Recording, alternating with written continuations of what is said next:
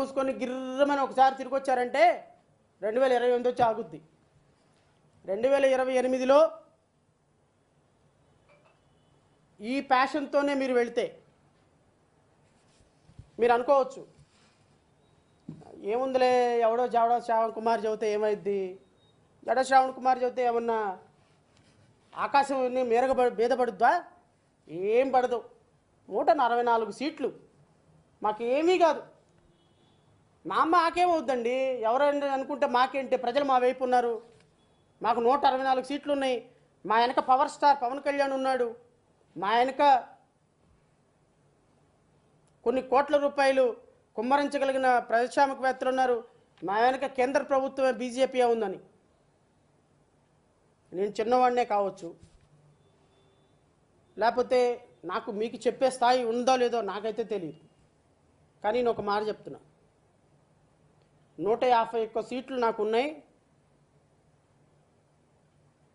భారతదేశంలోనే అత్యంత స్ట్రాంగ్ ముఖ్యమంత్రి అనుకున్న జగన్మోహన్ రెడ్డికే 11 సీట్లు ఇచ్చి పక్కన కూర్చోబెట్టిన ప్రజలు సార్. అంత తక్కువ అంచనా మేమాకండి ప్రజల్ని. మీరు ఇడ్లీలో వేసుకునే కారపొడిని కూడా ప్రజలు గమనిస్తారన్న విషయం గుర్తుపెట్టుకో. మీరు ఈరోజు పోసాని కృష్ణమూర్తిని అరెస్ట్ చేసాం, వంశీని అరెస్ట్ చేసాం, XYZని అరెస్ట్ చేసాం, వాళ్ళని అరెస్ట్ చేసాం, వీళ్ళని అరెస్ట్ చేసాం, సోషల్ మీడియా వాళ్ళని అరెస్ట్ చేసాం, ఇంకోటి మా చేతిలో మీడియా ఉందని అనుకుంటారేమో.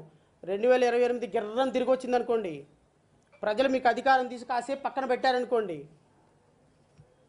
తెలుగుదేశం పార్టీ అనేది, జనసేన అనేది ఒక చరిత్ర అంట అని చెప్పుకునే రోజులు నేను వింటా, ఖచ్చితంగా వింటా, నో డౌట్.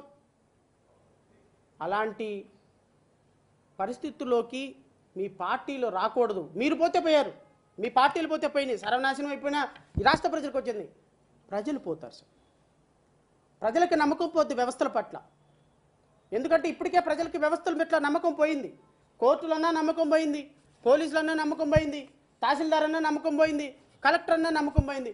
ఎవరికి ప్రజలకు అట్లా ఎవరికి నమ్మకం లేదు. ఇప్పుడంట చంద్రబాబు నాయుడు అరెస్ట్ చేశాడంట.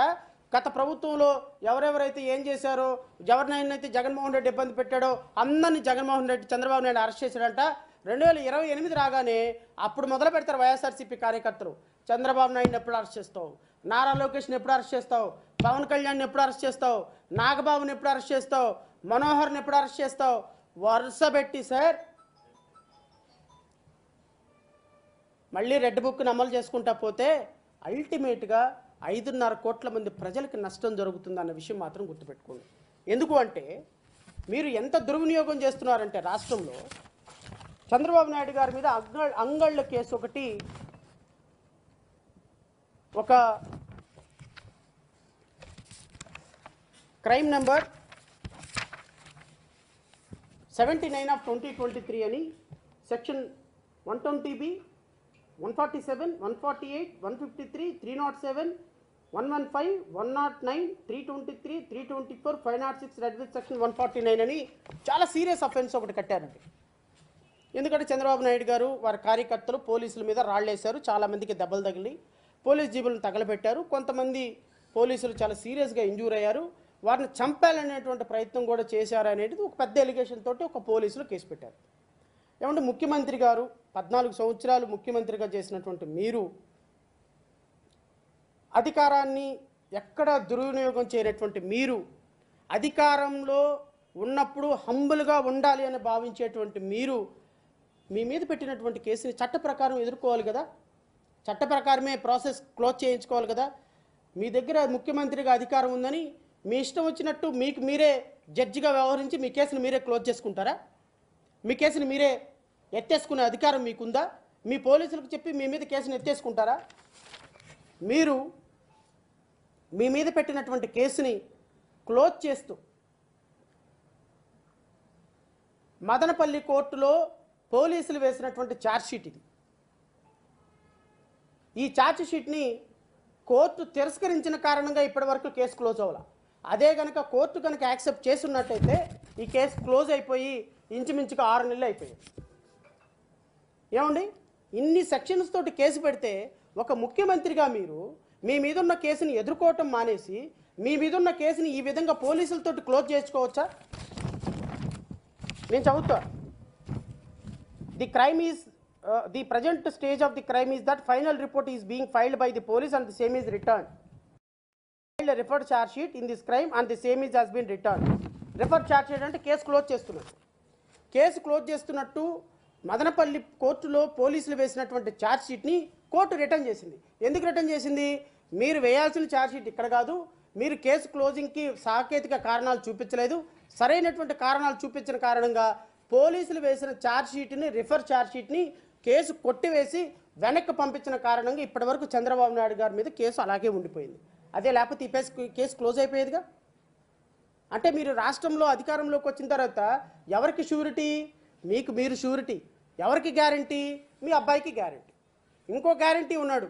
మరి జగన్మోహన్ రెడ్డి గారు కరెక్ట్ అన్నాడో లేదో నాకు తెలియదు, కానీ దత్తపుత్రుడని పవన్ కళ్యాణ్ గారి మీద కేసు. పవన్ కళ్యాణ్ గారి మీద వాలంటీర్స్ మీద ఆయన అనుచితమైన వ్యాఖ్యలు చేసినందుకు గాను 8 సెక్షన్స్ తోటి కూటమి ప్రభుత్వం రాకముందు జగన్మోహన్ రెడ్డి గారి ప్రభుత్వం కేసు పెట్టింది. సరే, కేసు కరెక్టా రైటా అనేది నేను దాని జోలు వెళ్ళను.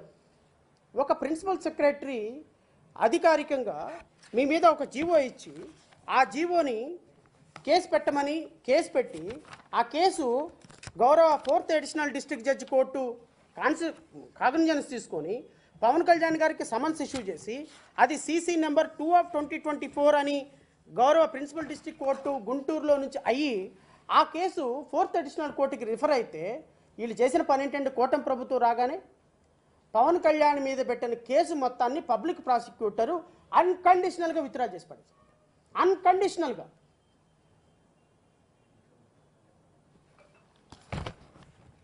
దీనికి గౌరవ న్యాయస్థానం డేటెడ్ 18th November 2024లో petition criminal MP number 9/11/2024 under section 311 of CRPC is allowed and the accused discharged for the offences punishable under section 499 and 500. అంటే కూటమి ప్రభుత్వం